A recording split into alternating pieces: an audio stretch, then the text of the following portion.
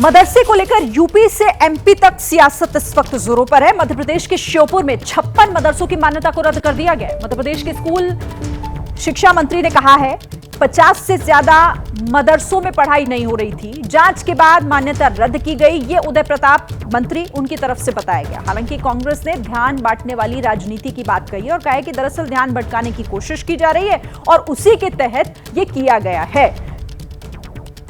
जांच का विषय है।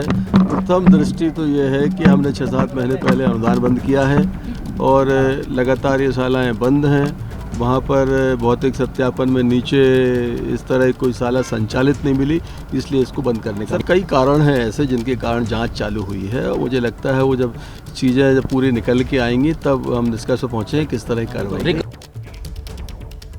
और उत्तर प्रदेश में सीएम योगी आदित्यनाथ से मिले हैं AIMPLB के सदस्य। मदरसा छात्रों को आदेश जो दिए गए हैं उसे वापस लेने की मांग उन्होंने की है। परिषदीय स्कूल में दाखिले का आदेश वापस लें, सीएम ने विचार करने का आश्वासन AIMPLB को दिया है।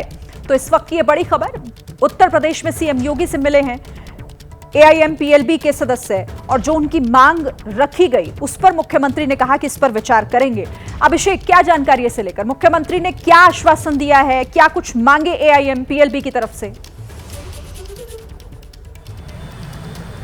शिरीन, देखिए, all India Muslim personal law board की सीधी सी मांग है कि कुल 8,449 मदरसे ऐसे हैं जो गैर स्वीकृत हैं, यानी कि उनको मान्यता नहीं है। उनके जो छात्र हैं उनको शिफ्ट ना किया जाए। जो प्राइमरी स्कूल हैं, बेसिक शिक्षा परिषद के स्कूल हैं, उनको वहीं पढ़ने दिया जाए। उन्होंने ये भी कहा कि हम दीनी के साथ में दुनियावी तालीम भी देते हैं।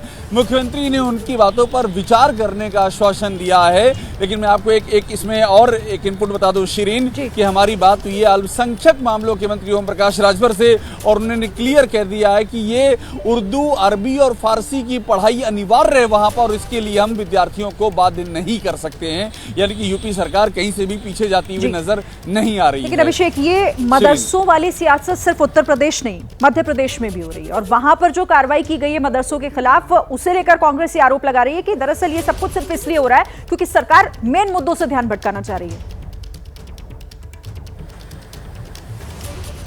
बिल्कुल, और देखिए ये यूपी हो गया, MP हो गया, उत्तराखंड हो गया, जिस तरह की बातें आ रही सामने उसमें कांग्रेस का यही आरोप है कि आप इस तरह से यहाँ यूपी में, मैं इसमें देखिए विधानसभा के सामने खड़ा हूँ, यहाँ लव जिहाद का विधेयक पेश किया गया, पास किया गया, उस पर भी यही था विपक्षी दलों का कि आप ध्यान भटका रहे, क्योंकि सीधा सीधा काउंटर करना कि ये नहीं कीजिए, ये गलत है, उसमें हो सकता है डर होता है वोट बैंक के खिसकने का, तो उसमें बीच का रास्ता निकाला जाता है कि आप ध्यान बटा रहे हैं, आप गरीबी पे, बेरोजगारी पर, इन मुद्दों पर बात नहीं कर रहे हैं। तो वही सेफ साइड कांग्रेस खेलने की कोशिश कर रही है मध्य प्रदेश में। खुलकर अगर विरोध किया तो वो उल्टा भी पड़ सकता है, इसलिए ये भी एक स्ट्रैटेजी होती है। सही कह रहे हैं आप। ठीक है, आप रहिएगा मेरे साथ। देखिए,